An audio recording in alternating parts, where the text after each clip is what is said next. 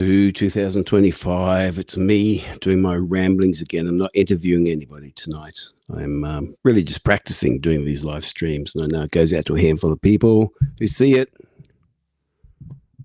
I just need to explore, experiment. It's either, sit in the lounge room, watch some telly, do some.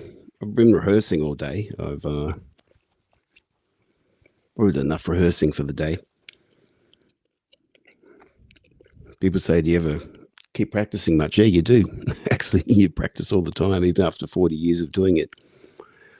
And today I was working on a my 70s Unplugged show.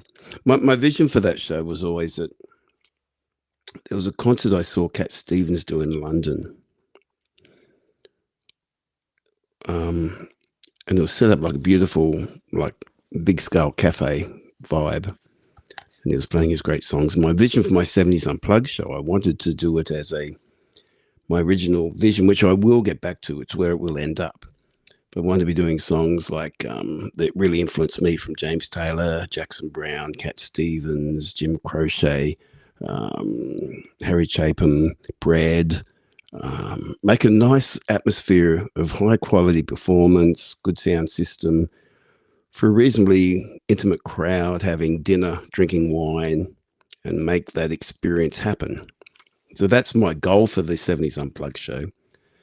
The reality was, once you start getting it out there, it takes time to build the reputation up. So you've got to go, first of all, wherever people are going to hear it. And for me at the moment, without accessing that sort of more theatre show vibe, I have to build into that. So it's been about creating something that works in the pubs. And my initial thought was I wanted to do it with a band. I wanted to do a high quality band show. The expenses of that and ticket costs and what people are paying now is just kind of not practical. So all my life as a performer, I've either worked with a band or I've worked as a solo artist. And I've been a very percussive acoustic player. I'm good with my acoustic playing. I'm not a mega lead player, but I am a good acoustic player. I've always been this one-man band. You create the vibe, the everything else going on through what you do playing. And as I've been working on this show, I found that where I'm having to play at the moment, people do want to party on, they want to dance more, they want more of a band vibe. So for the first time in my life, in the last 12 months, I started using tracks behind me. I recorded tracks. And I found this side, I'm not using something that's all programmed. I'm using songs that are actually being recorded by real guys in the studio. So there's people playing the songs. It's just they're not there with me on stage because of the expense of doing that. It's been really fun working with the songs, actually. And I've been really blessed that some friends of mine who do a Creedence Clearwater John Fogerty tribute show, they've been having me on as their opening act. I don't do my full 2-hour show with that. I do a 40-minute version of it. And it's been great fun. Last weekend we were at where were we last weekend? Oh, down the coast of the beautiful Wallaby Tavern, Wallaby Hotel, of course. Sorry. How do you forget last Saturday?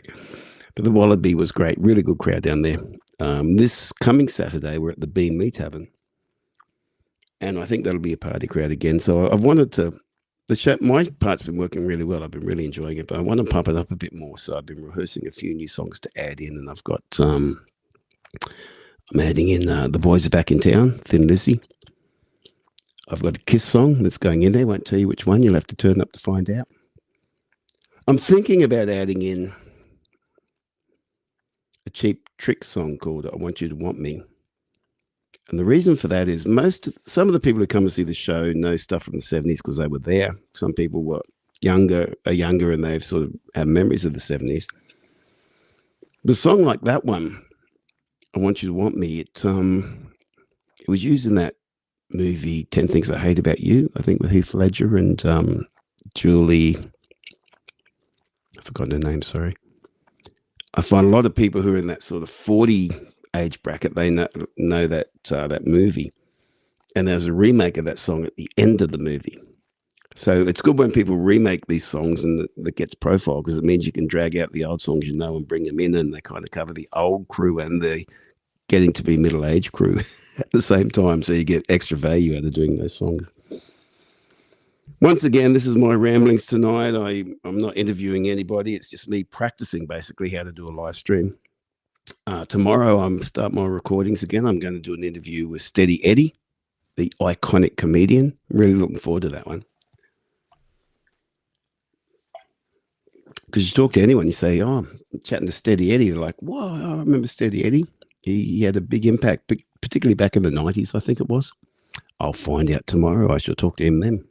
A few other people coming up, so I'm trying to release 2 of those episodes every week. Now, if you are enjoying watching those things, please subscribe to the YouTube channel, Aussie Local and Live. Just search for that.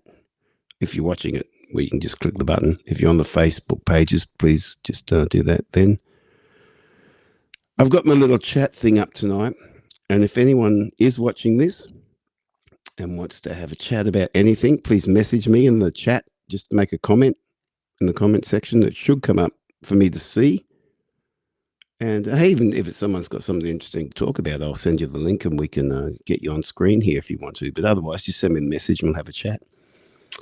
I thought might introduce a song or two of mine. So here's my goal. Obviously, I'd like to develop this little thing where I'm talking to people through the internet.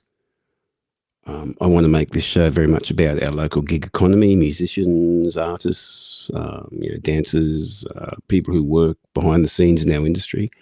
But I also want to make about local stories across Australia. I'd like to tell some of those stories, and particularly some of our regional towns. There's so many characters out there that have great stories to tell. And if you know someone who would like to have a chat about your town or something in your town or a sporting team up in your area or something that's happened, please email me. And you'll see in this little thing that's going down here, it's got Nik, Aussie Local and Live at gmail.com. That comes to me. I'd love to have you on to chat. That would be great. And also, if you kind of think this is a fun thing to do, well, I'll put this up here. There you go. At some time, just go to that QR code, or you can go to nikphillips.com, nikphillips.com, and you'll see a tip jar there. Now, it says here, buy me a coffee. I'd much rather you buy me like a month's worth of social media advertising. That would be great. But it comes up saying buy me a coffee, and that's fine at the moment. So I'll leave that there for a little bit. I'm going to play you a song that I've done recently because, getting back to my story. I'm really keen to do my 70s show as something that's a one-man show where it can be ticketed at a price that's, probably most times $20, easy for people to come to. And I want to put on a special night celebrating the music that really influenced me through my career. But I'm also wanting to work towards the opening act, the support act being me, doing some of my original songs. I've had 8 albums out, and I'm working on writing a new album at the moment. I want this to be very stripped back, very acoustic. And I'd love to be doing this show as my support to my 70s show. So that way I can take, the idea is people, if I go out to Roma, people won't know me there. But hopefully they'll know the 70s music and they might want to see the 70s show. And by doing that, I can introduce them to my original music through my support spot. And I think that's what a lot of original artists try and do. We have to find a way to communicate, and sometimes doing a tribute show or something that people can connect to. Hopefully that gets people in and gives you a platform then to introduce your music in, and hopefully you can then follow that up with a gig where you are just showcasing your own music. So that's my goal. Now, initially, as I said, I want to be really kind of upmarket and chilled out, and people sitting back drinking red wines and listening to songs that I think are classy is the wrong word, but the singer-songwriter stuff, Paul Simon, Harry Chapin, James Taylor, Cat Stevens, all that stuff, as I said before. But in the meantime, I'm turning into a bit of more of a rock and roll party show because that's where I am playing and that's what's working. And that's what you got to do. For any artist out there, it's all a matter of figuring out how you make any opportunity to get in front of people, build bridges, make relationships, and then try and encourage people to get to know more about your music or what's really at your heart and soul. So I do have the chat thing up. If anyone is watching along the way and would like to say something, that would be great. Maybe I'll just go here for a sec. Wonder if it tells.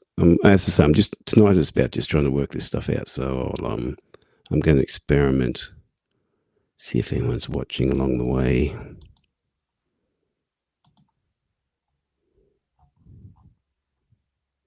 Oh, there's me doing my live stream. Hello. I do have an issue with Facebook at the moment. They kept charging me for ads that I had the ad fee, and they charged me the same amount 4 times in a day, the same invoice. And they're saying that's the way it works, and I still owe them a bit extra money. I got no idea. So if anyone is an expert in that type of stuff, please let me know. I might share one of my songs that I've done recently. This is it was an interesting story. I've recorded most of my albums with a guy called Jason Milhouse or Michael Flanders, another guy, and most of my albums have been done with them. I had a friend of mine from decades ago, Jefferson Fife, who contacted me about, he had a studio at home and he offered me to come and record some songs, and we did that, and life gets in the way. We didn't get to finish them. It was where it was, and out of the blue I got a message from Jefferson saying that he and his friends had worked on the songs and they'd finished them, and they sent them through to me and gave me permission to release them. They did a really good job with the tracks, and they are in line with the vibe I'm going for the next album. So I've released one of the songs so far. Now this song is called One Thing on My Mind, and I wrote this, it's quite a while ago I wrote this song, but I was doing a gig show with James Blundell and Carl Brodie. Now, most people know Blundell, of course, Aussie country music legend. Carl Brodie, you may not know so much. He was a Scottish guy who came to live in Australia, and he started out his career over in the UK as a sound engineer. He actually worked on that song. He engineered, co-engineered Flock of Seagulls, Iran. He worked on that song. But Carl's a great songwriter. One of those talents. He's passed away now, and he's one of those talents that the world never really got to see. But if you go to Spotify, look up Carl, Karl, Carl Brodie, Broadie, and have a listen to Carl's albums. Brilliant stuff. Anyway, I did a show with Carl and Jimmy where we it was called The Like-Minded Felons, and we did the show in places you don't normally go to. So we went to up to Groote Eylandt and Gove and the Northern Territory and Kakadu. We went down to Tassie and did 5 nights around Tassie and just had a great time. It was really kind of a bit debaucherous. We misbehaved pretty well. But after that, we also decided we'd go. At that time, James had a property in Central Coast. So we took a week and we went down to his property, and it was one of those things where we'd wake up every morning and Blundell would be there with a shot of absinthe to start the day. That was breakfast. And we mucked around with some recordings, and I wrote this song. It's one of those songs, sometimes when you write a song, you've got a particular story you want to tell across the whole thing. Sometimes it's about the visuals that a lyric can create. This one, I had an underlying theme, which was that we often get lost in our heads and we think we're thinking about one thing, but really our mind goes from one thing to another, to another, to another, and it's very rarely just focused on one thing. Maybe that's just me, but I think that's the case for a lot of other people. And that was the underlying theme, that we have many things on our mind at once. And then I decided each verse I would make about different things. So the first verse is about having a drink. It's got a label on its face, a lid on its head. There's ice in the glass that brings life to the dead. The second verse, I'm talking about my guitar, my mate, and it says it's got a neck run so long, a body of wood, and takes me to places that no one else could, which my beautiful guitar does. And the other verses are all just about separate things, separate moments, all tied up by a chorus. It says, I've got one thing on my mind, I've got one thing on my mind. So I wanted it to be a little bit messy, so I didn't just want to tell a story. I wanted to paint pictures over an underlying central message that, we don't have one thing on our mind. So I've never done this before. I'm going to give it a try, playing this song. Yeah, see what happens. Now, if you want to put something in the chat or the comments, please do so. I'd love to get someone to say something to me while I'm here tonight. Anyway, this is one thing on my mind.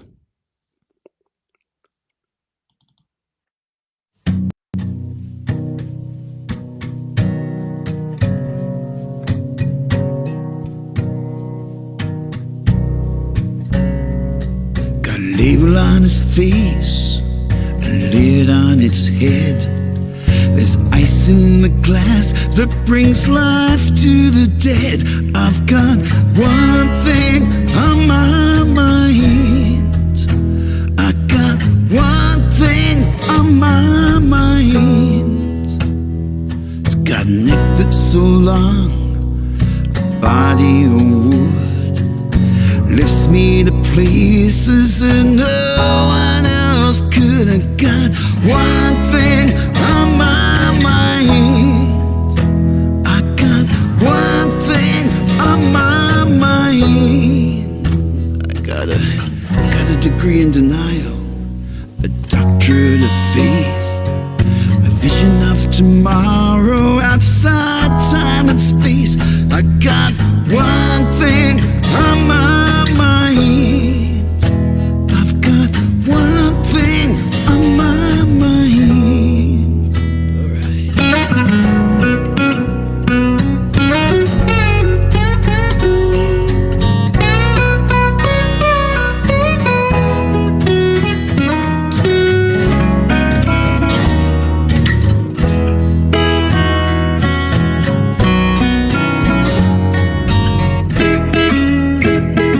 She's got legs run so high, a shadowy hue, a tapestry smile, a convergence of youth. I got one thing on my mind. I've got one thing on my mind. I got fish in the ocean, birds in my hair, a dog up my sleeve, got a Russell Crowe stare. I got one thing on my mind. I got one thing on my mind. I got one thing on my mind. I got one thing.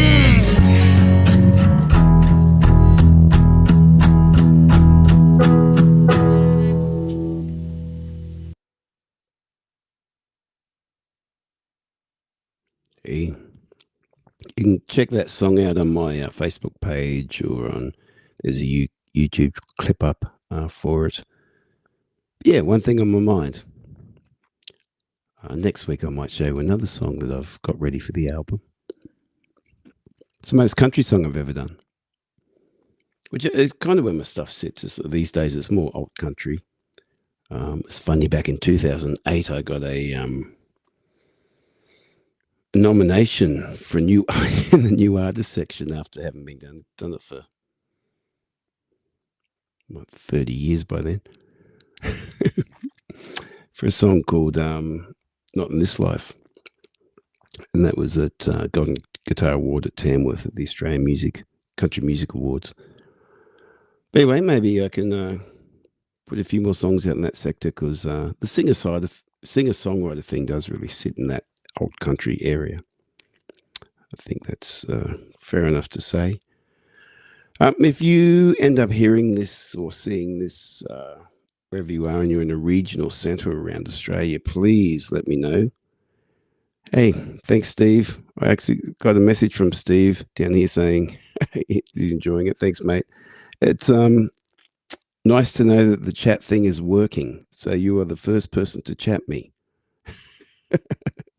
Woo! Thank you, mate. Anyone else has anything to say? Let me know.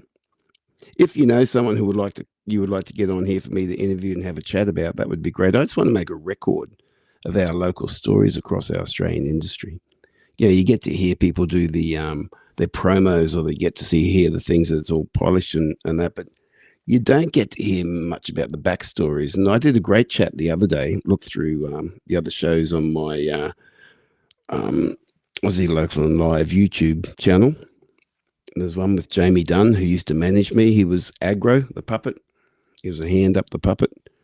And we had a great chat. I've spoken to people like Lou Brennan from the Sunshine Coast, is just one of the most amazing artists I've ever seen, as in he does charcoal and oil artwork. And you see a lot of his work in the chat we had. That's just phenomenal. It's really worth a look. I had just released one with Drew Chapman, who's been a major executive in the Australian radio landscape, and he had a lot of good things to share. There's about 16 episodes up there, I think, now, and I'm going to be trying to release 2 a week. Please subscribe to the channel. If you see me on my Facebook, go to the connection to Aussie Local and Live Facebook channel and follow that one. Well, it's going to take a long while but I'm just going to keep putting stuff out. I found, doing research, it says with YouTube that the more content you put out, the more regular you do it, the more people make comments, everything like that. That works for the algorithm to get out to more people. So that's basically the go. If you can make a comment on any things I'm doing, if you got something to share, if you know someone who'd like to come on, that would be great. But these ramblings, this is not like one of my normal shows. Normally I'm interviewing someone who does all the talking, but I thought I'd do a few of these ramblings just to practice, like running that film clip before. That was a practice run for me to see, okay, how do you run a video on this stuff? That song, I own the masters for it. I am the songwriter. I own everything on it. I don't think there's a copyright conflict with it. That one, when this goes, as it goes out to the channel, it helps me see whether there is a copyright conflict with YouTube or Facebook in running your own music. A lot of the people I'd like to talk to would be not necessarily new artists, but indie artists out there who aren't tied to a record company, who are pushing their own product, who would like to play some of their music on this podcast. And even if only a handful of people are seeing this thing, I think it's still a tool that artists can use, or people can use, to tell their story. Like normally all your promo, and people don't sit down and read a long bio, and your promo is like a 15-second grab that you put out there, or a picture with a little bit of text. Well, I'm hoping through Aussie Local and Live, we can build a place where people can tell their story. So people who come out and see them or follow their art, or are interested in different parts of the industry, they can actually hear a longer story of what goes on. I'm not pretending this is something that would go out to a worldwide audience. It's my little echo chamber market. But over time, I think there's a lot of great Aussie stories out there I'd love to tell at the local level. So that's what I'm trying to do with this thing.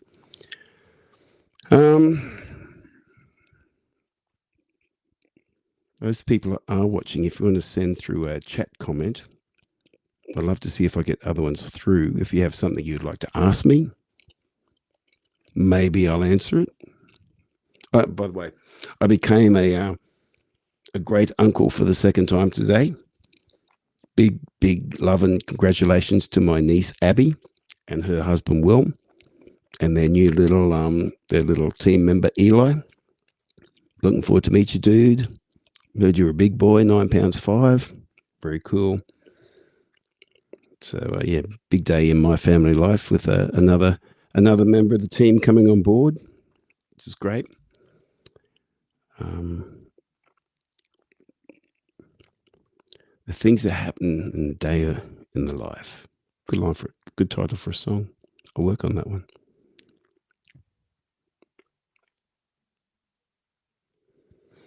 Say tomorrow, I've got to wake up and refresh myself to chat with Steady Eddie. I'm really looking forward to it. We had the chat on the phone the other day, and sounds like a great guy. Had a lot of fun. Also, if you work in a venue around Australia, I'd love to chat with you about what you're doing to support live music. Once again, if you're just someone in the band who wants me to mention what gigs you got coming up on the weekends, please let me know. That would be great.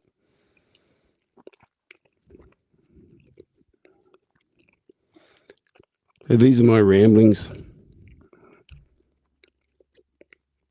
Going to wrap this one up soon.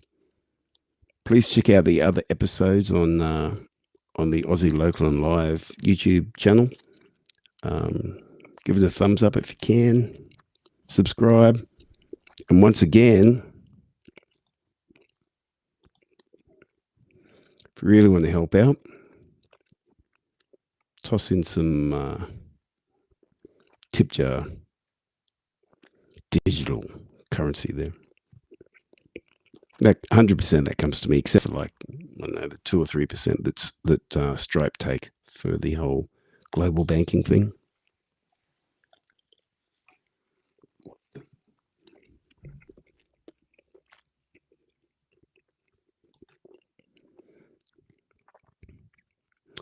Steve has said Steady Eddie has a mate, Jolly Jingo, who he performs with sometimes. Will be an interesting person to chat with. Mate, thank you very much. I will mention that to Steady when I'm talking to him.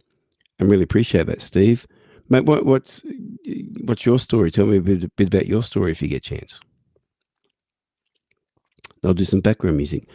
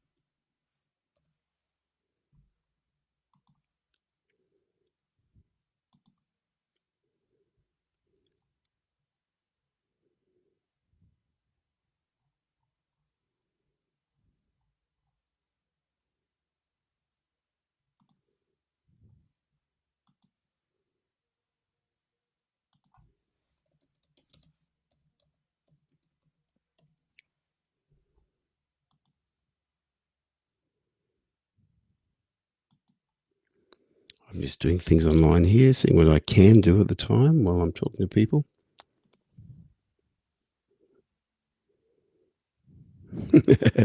Steve said he used to watch me every week back in the 90s. Mate, they were definitely the days where it was all happening. I came out of the 80s. The 90s in Southeast Queensland, we had so many venues around the place. I played regularly at like Her Majesty's Bar, the Embassy, Criterion, Fridays and Lullaby, of course. There were so many great venues around, and sadly we've lost a lot of that vibe around the place. And we also lost the ability to buy $1 or $2 rum and cokes. And we lost the ability to have stages where people could sit down and be entertained by us, and they got overtaken by pokies and restaurants and everything else. I'm going to try and get someone on to talk about the real social impact of pokies. Because we bitch about it from our industry, but there's also a bigger social picture on that some people need to answer for as the government sits back and just collects tax after tax after tax, income from it. Which, okay, the state needs taxes, I get that, but maybe we find it through ways that don't screw up people's lives or industries. All right, go pull the pin. I shall be putting up episodes over later in the week. They'll be recording this week where I'm interviewing people. Once again, if you do know people that you think I should chat to, like Steve has recommended, mate, thank you very much. If you could,